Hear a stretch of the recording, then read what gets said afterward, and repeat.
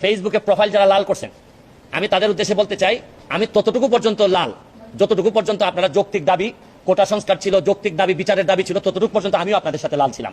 কিন্তু যখন আপনারা আমার নেত্রী জননেত্রী শেখ হাসিনার পদত্যাগ দাবি করতেছেন এবং ধ্বংসলীলায় মেতে উঠেছেন, তখন আমি যেমন আপনাদের যেমন আমার নেত্রীর বিরোধিতা করার অধিকার আছে, আমারও আমার নেত্রীর পক্ষে দাঁড়ানোর অধিকার আছে। আমি এই সস্তা জনপ্রিয়তার জন্য এখানে ভাইরাল হইতে আসি নাই।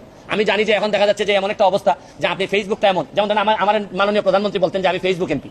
আমি যদি ফেসবুক এমপি হিসেবে চিন্তা করতাম, তাহলে ফেসবুকে তো এখন পুরাটাই দখল করে রাখছে গিয়ে এই জামাতের লোকজন সবচেয়ে বেশি দখল করে আছে।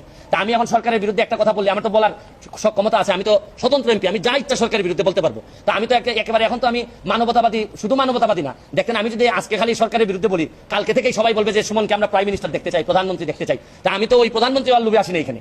আমার রাইট রং বোঝার সক্ষমতা হয়েছে, আমি পড়াশোনা করে ব্যারিস্টার হয়েছি। আপনারা বলতে পারেন যে আমার পড়াশোনা খুবই খারাপ, মান খুবই খারাপ, কিন্তু এইটা আমি আপনাদেরকে জিজ্ঞেস করতে চাই, প্রধানমন্ত্রীরা আপনারা এই রিজাইন করাবেন, সরকার পতন করাবেন, পতন করায় আপনাদের আন্দোলন তো এখন পুরাটাই হচ্ছে গিয়ে জামাত শিবির আর বিএনপির দখলে চলে গেছে। তাহলে আপনারা জামাতকে আবার ক্ষমতায় আনবেন, তারেক জিয়ারে আবার ক্ষমতায় নিয়ে আসবেন যিনি দ্বন্দ্বপ্রাপ্ত।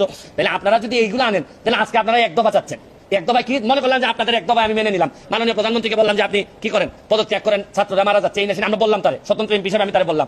আজকে যারা এক দফা দিচ্ছে, কালকে এরা আরেকটা দফা দিবে, দিয়া বলবে যে আপনি আওয়ামী লীগ করা বন্ধ করেন, এই দেশে কেউ আওয়ামী লীগ করতে পারবে না। 2 দিন পরে বলবে যে এই দেশে মুক্তিযুদ্ধের চেতনা থাকবে না। এরা একটার পর একটা দফা তো আপনি যদি সব সারেন্ডার করে মেনে নেন, তাহলে আমরা যাবো কোথায়? আমি তো কোনো সংঘাত চাই না, আমি তো কোনো ধরনের সংঘাত, একটা প্রাণহানিরও আমি কোনোভাবেই পক্ষে না। যতগুলা ছাত্র মারা গেছে তাদের প্রতিটা ছাত্রের আত্মার মাগফিরাত কামনা করা এবং বিচারের ব্যবস্থা করার জন্য আমি সবচেয়ে, শুনেন, এখন হয়েছে কি, দুর্নীতির বিরুদ্ধে যুদ্ধ তো নাই, এখন তো নতুন আরেক যুদ্ধ তৈরি হয়েছে। দুর্নীতির বিরুদ্ধে যুদ্ধ শেষ, দুর্নীতিবাজ যাতে যে যার মতো করে সেফ আছে, অনেক দুর্নীতিবাজ হয়তো দেশ ছেড়ে দিবে, এদের তো কোনো ঝামেলা নাই। মরবে হচ্ছে গিয়ে যে যারা এই না দুর্নীতি করছে না, এরা এই যে সহজ সরল জীবনযাপন চাইছে, তারাই এখন বিপদগ্রস্ত।